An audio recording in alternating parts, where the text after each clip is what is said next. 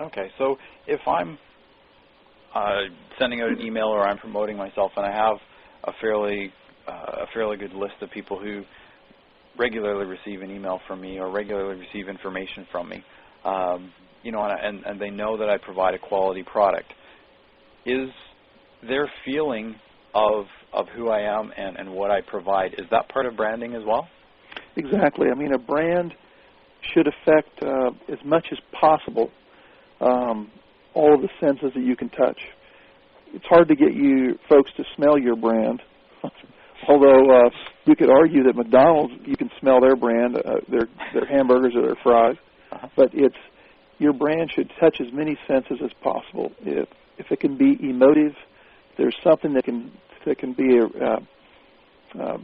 get a good response from your customer by the colors that you use. We know that there is a psychology to even colors that are used in branding. And the name that you use for your company, even the fonts, all those things, those qualitative things affect human beings because we are not machines. We're human beings that relate to things aesthetically, and it affects our emotions and our feelings about your products and services. So does a different font actually give a different feeling towards my company? Maybe not in isolation, but in totality, mixed with the icon that you use, the font that you use, the colors, all those things can evoke a positive response. And that's why even smaller firms, we always use trained professional graphic artists to give them a quality product. They may not go through 600 versions or concepts to get to that, but it'll be one that's done properly, that has that quality to it that really they can be proud of putting out there.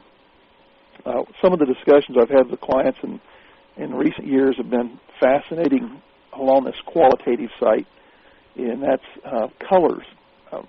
Some of them like oranges, or they may like, if they're in financial services, they may think that red's a cool color because it stands out.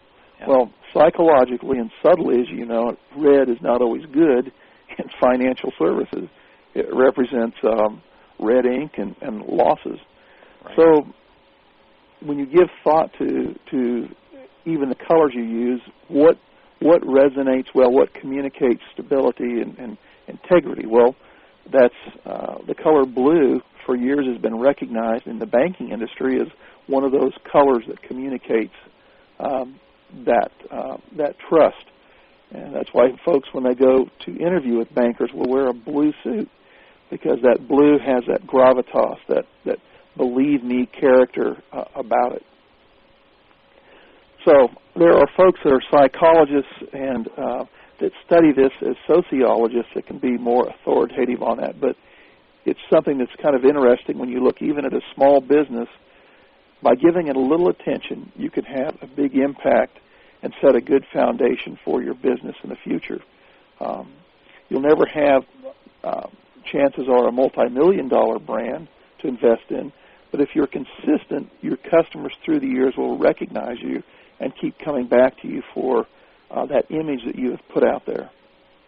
So is it going to be expensive then? If I started right now and said I'm going to start a branding campaign, what kind of costs would I be looking for? It's up to the individual. How small is small? It's like how big is a bread box? Yeah. Is it as small as a toaster? Is it big as a Volkswagen? Okay. It's up to the individual business and what you think. And brands can evolve. There are some folks that start small and their budgets are small, but at least they've given some thought to it and have tried to have a rationale or a strategy for their business image. And as they get more money and grow, they may want to take and evolve that brand and invest in some strategic work on their branding and positioning. So, I mean, I've seen folks spend anywhere from, nothing by trying to do it themselves to folks that will spend, $10,000, $15,000, $20,000 for a medium-sized business just to get it right. Because once it's done, it's not a recurring expense. It's a one-time investment that you make that you then use for years and years to come. Okay. So what's the fastest way for me to do that then, to actually start branding my company? go back to your business plan, go back to the foundation of your business, and if you don't have a brand, take a look at those brands in your category that you like, brands that maybe you're not even in your category, but that you get good feelings about. Clearly, you can't rip off someone else's brand. There are little things called trademark laws and copyright laws that would be a challenge for you, but there are ways to find icons that you like. If you could find a designer to work with to help develop that, if you're on a tight budget, you can develop that brand. You'll have to probably take the lead in the positioning line that you use for your company, or your company name. It's something you're going to have to come up with. There are also legal issues when you do this. If you are incorporated, and I know that folks that are online that may have small businesses do not always incorporate, but there are liability issues that make it worthwhile. When you're going through the incorporation process, that's also a good time to have the name checked with the local Secretary of State in your state to be sure it's available to use. Okay. Then what do we put, as far as putting together a formula? If we were to put together a formula for branding, is there kind of something that I could follow to say, okay, first I need to look at specific icons that I like, I need to look at my font that I like, and just go along those steps, or is there a different formula that I should be using? Well, one of the things that I'll offer, Terry, to those listening today, if they'll just, anyone's free to email me, and I have a small list, and I will send one to you that's a checklist for branding for small businesses. And if you just send that to Lee2001 at earthlink.net, I'll be glad to provide that to you free of charge. And it basically goes through the steps that we've talked in general, doing your homework first, your online research, doing your own auditing of your business, going back to your business plan foundation, reminding yourself of why you're in business, and then developing from that a swipe file, if you will, of those brands or even those company names that you like that you can use to develop your brand. You also take a look at what you're willing to invest to make this happen, what return you think you can get. If you're a very small business, I recommend not spending a great deal of time or money. Sometimes you can get the job done using your own resources or using the resources of a freelance graphic artist to help you achieve that. Okay, so you mentioned a graphic artist quite a lot. Is branding really how people see your logo or your icon? Again, that's only a part of it. The reason I used graphic artist is because not everyone is a skilled graphic artist.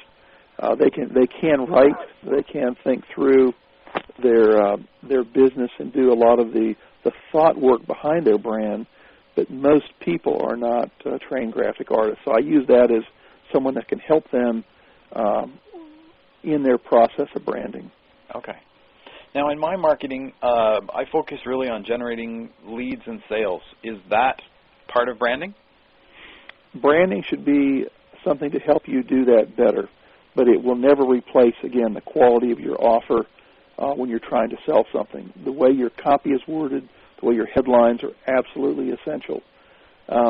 Branding simply gives your work a DNA, an identity that sets you apart, so that when they receive that email or when they receive your information, it's evident to them it's from you, and it stands for and symbolizes your quality and your integrity as a business person. Online, it's probably becoming increasingly important because of fraud. Folks have been ripped off from shysters that use online schemes, and so a brand helps folks understand that you are the real deal, that you're a legitimate business. It doesn't, however, it's not going to improve your offer. That's a whole different skill set that I know you offer online resources in your program, Terry, that folks can access in copywriting and headlines, so you word offers that actually generate revenue. Yeah. Would it be more important then if I only have 2 hours a day to work on my business, if I'm working it part-time, would it be more important for me then to focus on my sales and marketing or on my branding? Again, what I said earlier about branding being a one-time investment, it's years ago my dad was teaching me how to build. I'll never forget, we were building rafters for the roof of a garage, and I went through about 5 2x6s by not cutting the miter at the right angle. And he said, put the saw down. He said, now, how many times have I told you to measure twice and cut once? And that truly is sage advice in branding. It's really a one-time investment, typically, you take to measure twice what your business is about. Once that's settled, you shouldn't have to be spending time on branding, other than to ensure that it's consistently applied. All of your time should be on marketing and creating offers and selling things. Okay, super. Can you give me some examples of effective branding campaigns that you've worked on? Let me give you, let's see. There was one we did recently for a logistics it's actually a company that works with Sears and national retailers. And it was a company that had a homemade brand. And what had happened in the last 4 or 5 years, they started growing rapidly. It's a client that I'm currently working with, in fact, right now. So it was a small business. It's become a medium-sized business, and I'm sure in the decade to come will become an even larger business. And they'd never taken the time to think about their branding, or had they thought about giving themselves a positioning line to set them apart from the competitors. And so we went through a process with the owners and with some of the key stakeholders of that company in identifying brand options, both online and in print, that they could use, as well as carry to their environmental media. In environmental media and retail, of course, there's things like point of sale, signage, uniforms, things like that. And so that was a little more involved, but that was a case where branding helped them class up their image. It helped them with the curb appeal from consumers that would do business with them. On the other extreme, I've worked with international companies where they had brands, but they were growing other vertical service segments of their business. And they wanted to see, should they create separate brands for these distinct service lines, or should they do brand extensions of the core brand? Can you explain that a little bit? Sure. A brand extension, let's take the airlines, for example. When you fly Delta Airlines, you will fly on the regional service Delta Express. Well, they made a strategic decision way back that instead of using Atlanta Southeast Airlines, which is really the holding company that runs the planes, they would get all of their livery in the Delta logos and the Delta colors. And yet it would still be a business that's owned by ASA, but it's flown under the flag of Delta. And that would be a brand extension. Delta becomes Delta Express. They don't want to confuse it with the core brand, Delta, but Delta Express is an extension of that mother brand. Okay. In the case of United Airlines, here's a case where they've taken, instead of using United Express, they've come up with now a low-fare division called TED. It still links to United, but it's its own separate brand, even though folks know it's part of the United family. It's got the United DNA. Similarly, Delta, when they came up with a low-fare brand, they didn't want to confuse it with their core business, so they came up with Fly Song. Don't ask me where that name came from or how they arrived at that, but their strategy was a whole different look, whole different livery that was not a brand extension of the Delta name. Okay. So what's the benefit then to doing that way? The benefit, if you're big enough to have brand awareness in a core brand, the benefit of a brand extension is to borrow from the currency, from the stature of an existing established brand, and leverage that by extending it into a new service line.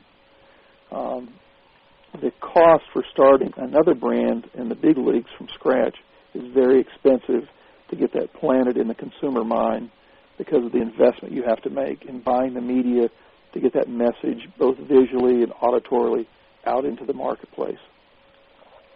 Okay, so there's quite a lot of work to do there. Yep.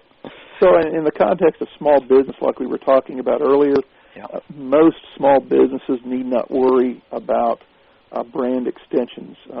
When you're small enough and you're wanting to have, let's say, multiple streams of income and multiple sites, for example, there's no reason why you can't create totally different brands that speak specifically to the niche that you're trying to serve, because chances are you will have not made the investment in one mothership brand that is so valuable you want to leverage off of it.